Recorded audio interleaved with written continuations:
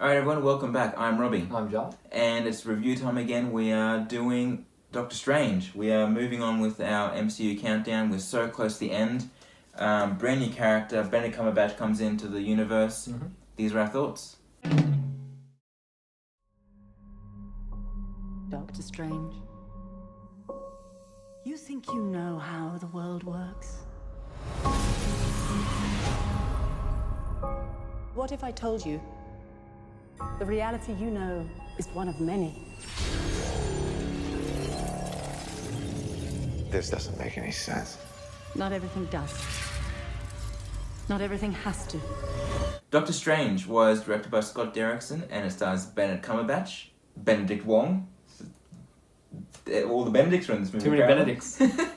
Tilda Swinton, Mads Mikkelsen, Rachel McAdams, and what's his name? I can never pronounce his name.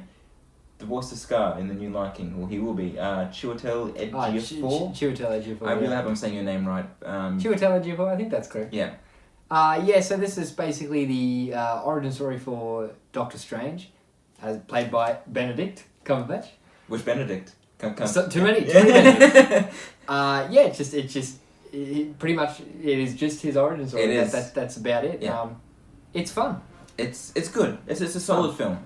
I don't think it's amazing, but it's a very solid intro to a character who. I knew nothing about Doctor Strange. I knew little bits and pieces. Like I heard of the Sorcerer Supreme and things like that. I knew little bits and pieces. I didn't know like the minute details or anything like that. I knew he dealt with magic and things. Of course. My only exposure to Doctor Strange in the comics is I read the Civil War arc and he's in that a lot. So that was all I had of him really. Yeah. Like I've never read a Doctor Strange comic. No, see, my encounters with him wasn't in the comics. It was more just when I'd be looking through like on the internet, like Marvel stuff, and he'd come up and I'd read about him briefly. But I remember cause I knew what he looked like very much so, like in the comics. Mm-hmm. And I will say that Benedict Cumberbatch is perfect casting. Oh, that's what he I was looks saying. exactly like his comic counterpart. When they cast him, I was like, you could not get a better person to play. Not only because he's an Oscar-winning actor. Well, is he an Oscar-winning actor? He's Oscar-nominated for sure. I don't think he's winning. I don't think he's won. I don't think he's won. But when I saw the set photos of him in won. costume, I was like, wow, that is Doctor Strange. Yeah. But if Robert Downey Jr. is Tony Stark, he is Doctor Strange brought to life. With facial hair and everything, and the silver streaks on the side. He looks phenomenal. And his costume is phenomenal. Yeah. It's like really, really nice colours. It really just there it is. It just looks great. Yeah, it looks so good. The funny thing about this movie that kind of occurred to me afterwards, after watching 3-4 times, this is almost the same character and story as Tony Stark. Oh, for sure. Yeah, literally, I didn't think of it until... I thought the same thing. It's literally just a different skin.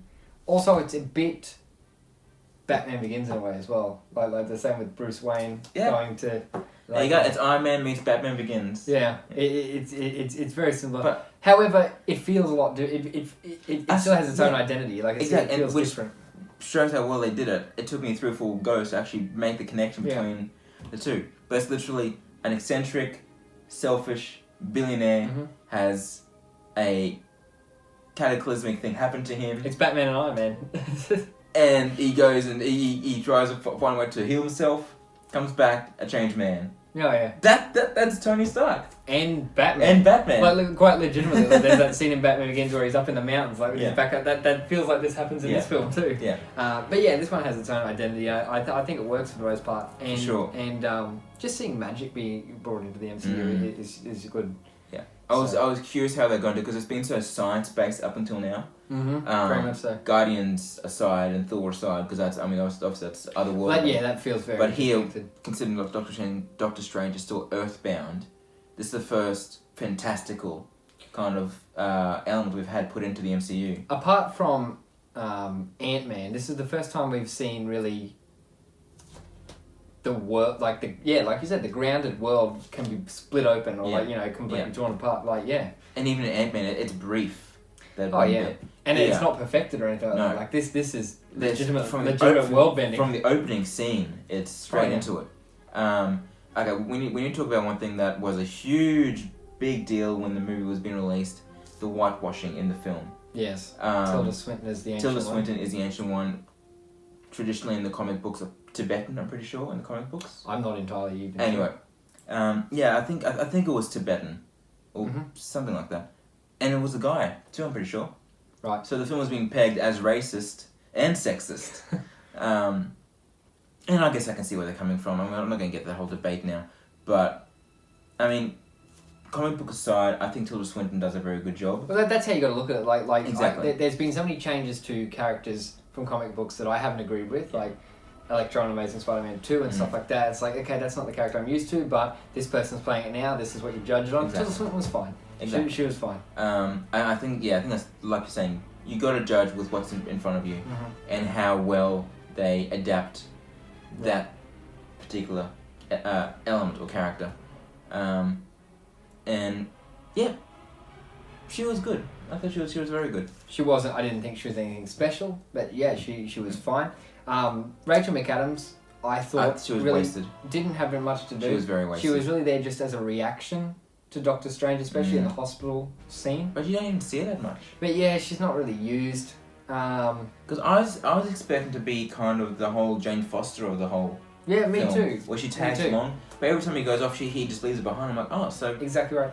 she's not the. I mean, she is love interest, but she's not because she's not present. Exactly right. The other underused character, criminally underused, Mads Mikkelsen, Yeah. as the villain. The villain.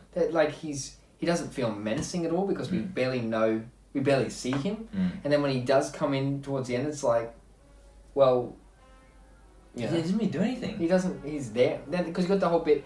None of the threats really feel threatening in this. Yeah, as the film overall, I enjoy it. It's good. fun. It's good. It's definitely middle range It's for me. middle Like range, it's not really. I even say middle range. It's probably closer to the bottom for me. But it's not a bad film. Like because But I mean, the star rating is still very high for me. the star rating. Yeah, my star rating. Well, not very high. It's high.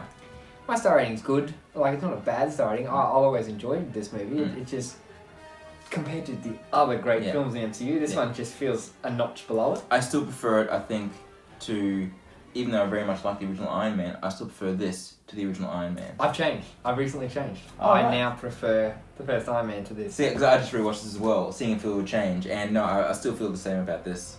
Because as we mentioned in our review for Iron Man way back when, my rating went up. Yeah. So that's right. I remember. Yeah, my rating stayed the same. So what are you giving Doctor Strange? I'm gonna give it a solid 4 stars. I'm going a little lower, 3.5. Okay. Wow.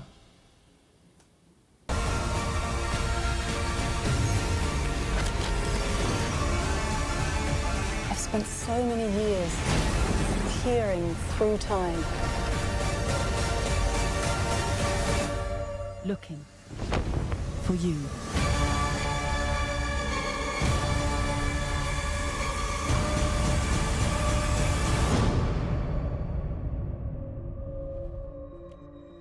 What's this, my mantra? It's the Wi-Fi password. We're not savages. Alright guys, those are our thoughts on Doctor Strange. Let us know what you thought of the film in the comments below. We love hearing from you. Keep an eye out for our next MCU review, Guardians of the Galaxy Volume 2. Looking forward to talking about that one. Until next time, we'll see you at the movies.